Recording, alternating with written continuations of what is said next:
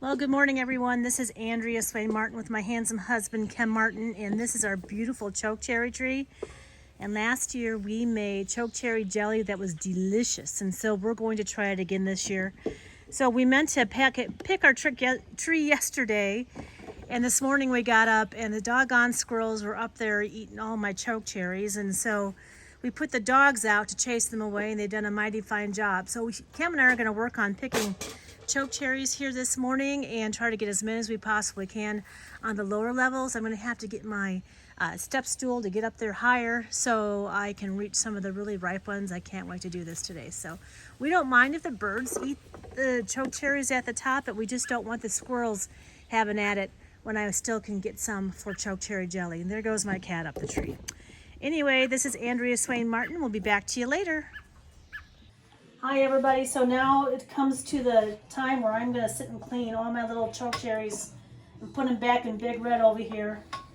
And then when I get all this done, what I'll do is I'll go back through and give it another nice swish rinse to make sure everything is okay. So this will take maybe 45 minutes to an hour depending on how much debris we have in here. Looks like there's some. And that's how grapes go, that's how all these things go, you guys. But it's well worth the time and effort spent. And this is Andrea, and I don't look polished today, but this is a dirty job, and I won't get cleaned up until everything's done. So we'll see you a little later.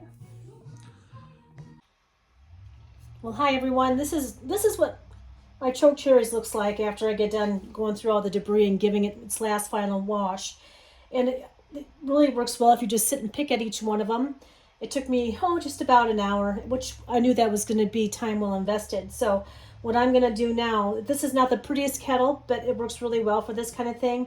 I'm saving my stainless steel kettle to boil off my pectin, my sugar, and my chokecherry juice a little later today. So we're going to use this kettle to get these guys started. I have 3 cups of water here that I'm going to pour into my kettle, get it boiling. I'm going to turn it down and simmer it for maybe, 20-25 minutes. I know the book only said like 15-20 minutes, but I like to go a little longer that way. I know we have everything simmered out. Then what I'm going to do is I'm going to put this aside, let it cool, so I can handle it through a cheesecloth and start sterilizing some jelly jars. Get that done while these guys are cooling off. So I'll bring you that all in a few minutes, but talk to you later. Hi everyone. So my chokecherry juice is ready to be strained, and I usually use like a 2-step method. What I do is I put my, or 2-step method, I guess that's what you call it. I put my big old sieve in my green bowl. My green bowl has been with me for 30 years. And I am going to just give it a quick wash. Put my strainer on top of my green bowl. And then what I'm going to do is I'm going to ladle my chokecherries. I know this is stained. It is a cheesecloth, and I use this quite frequently in the spring and summer and fall times. And it's clean. It's just been stained. So I'm going to put my cheesecloth here on top of my strainer, just like this. It's very simple.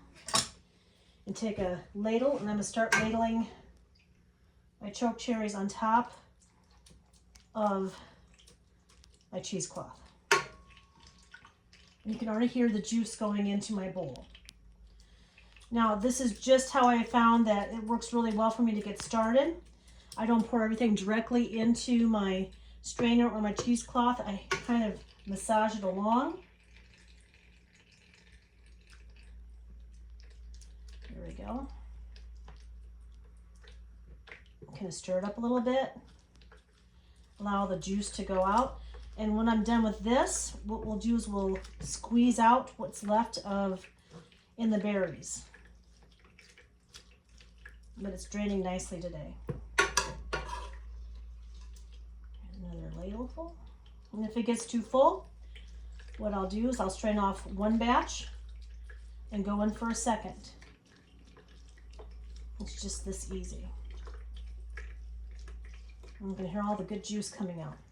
Now, I did boil this for 15 minutes and I let it simmer for another 20.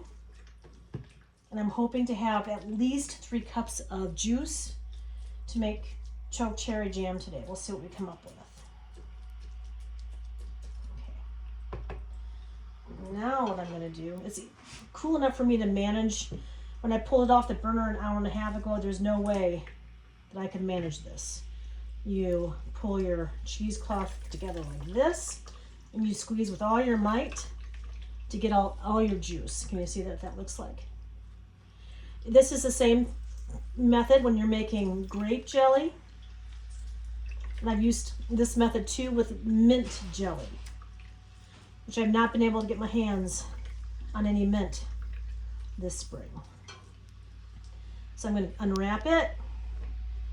And this is why I'm not polished yet today, because this is just a sticky wicket mess.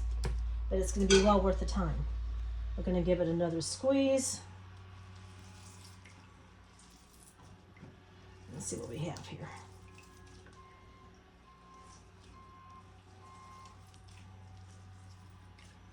There we go. Hopefully we come up with 3 cups of, well, 3.5 cups of juice.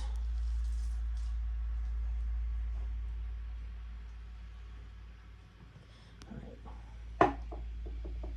I'm gonna do one more thing to see if I got everything out. I'm gonna take what I use for just about everything and just squish this all together. Just like this. Just make sure I have everything out of as far as it goes with juice. Okay, I'll be back with you in just a minute. I'm gonna go dispose of the remains here. Okay, now we're gonna repeat the process. We're gonna take our chokecherries and put them in a sieve and the cheesecloth. Just kind of let it drain away. Now mind you, no sugar, no pectin has been added to any of this yet, but that's coming. I've got everything kind of situated and ready to go.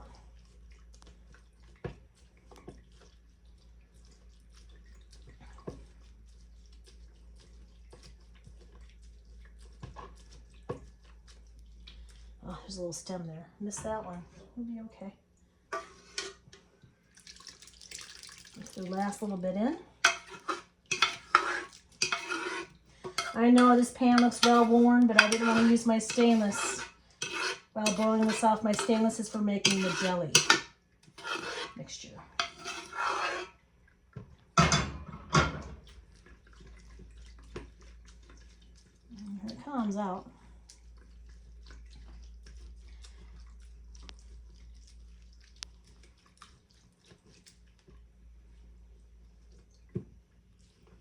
I think we're going to have 3 cups or 3.5 cups of chokecherry juice. Whatever I can get, I'll measure it out my Pyrex right there. All right. Again, this is a sticky wicket mess. I've been working at this most of the day, but it's well worth it.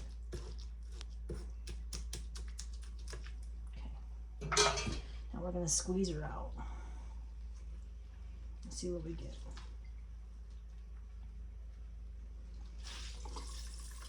Aha! There it comes out, huh? I love cheesecloths. I had to order them special. They don't sell them like this around here.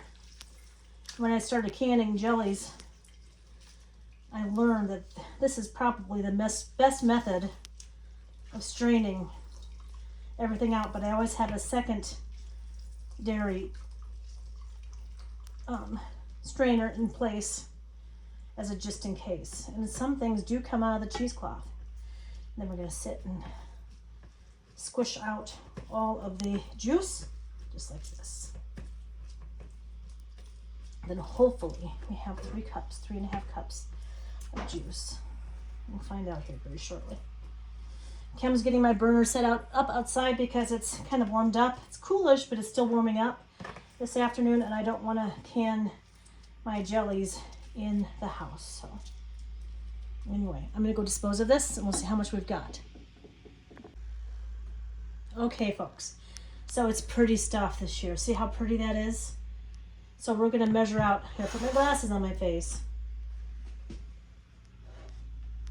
I have 3 cups. My hope is that I will have more than 3 cups so I can make another batch maybe tomorrow. Oh, good. I have just a tad bit left.